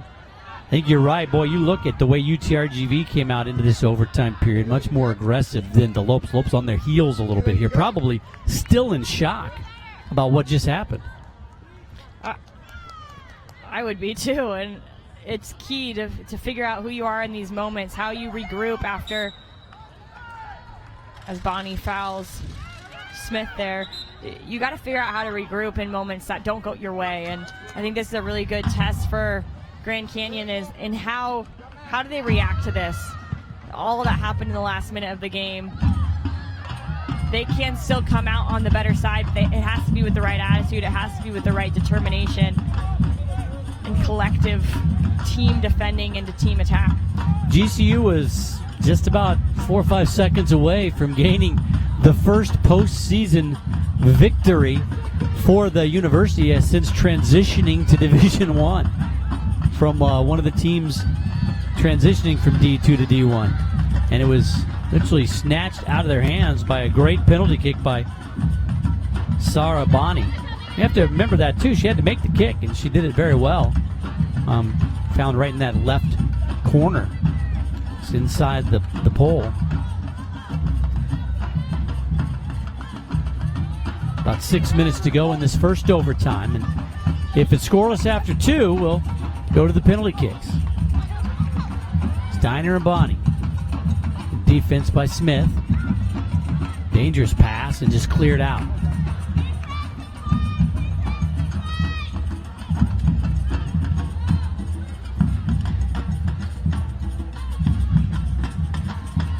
I was going to say, if you're GCU, you got to get the drum squad back on it. Get the energy up. They should be able to play for a straight 20. Cook, does he have a shot? Cook for the win! GCU wins! Oh my! Got behind the defense, and GCU comes back. Cook scores in the 5th minute, and then in the 95th minute for the victory. Watch the play here. She got by the defense. Oh.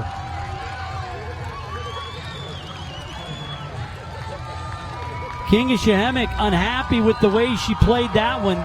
But Cook gets the goal, gets the victory for GCU. She scores her 4th and 5th goals of the year. And they go over and celebrate with the GCU Havoc. Heartbreaking loss for UTRGV. The number 3 seed has been vanquished. They end the season 9-8-3, and they'll have to have that long flight back home. But boy, what a game they played. I mean, if you look at the stats, you might be able to say that they outplayed the Lopes. They pressured the Lopes throughout the game, but GCU played very good defensively. Almost had it won in the 90th minute, but a penalty kick in for the goal by Bonnie gave UTRGV new life. And then Mackenzie Cook, the 5'3" junior out of Silverdale, Washington, gets her 2nd goal of the match. And the Lopes get the first postseason victory since transitioning from D2 to D1 in school history. This is a team that a lot of folks didn't even think was going to make the tournament, let alone pick up a win. They get their 6th win, and they will advance and face Utah Valley at 7 o'clock next Friday.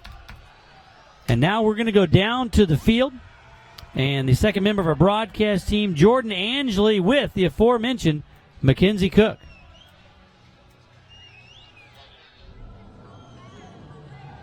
Thanks, Michael. I'm with Mackenzie Cook. You're breathing hard, and rightfully so, because you just scored the game winner. Tell me how exciting scoring that goal was right now. It's awesome. You know, we had the game, and then the ref blew it for us, but I think it just proves like we deserved a win.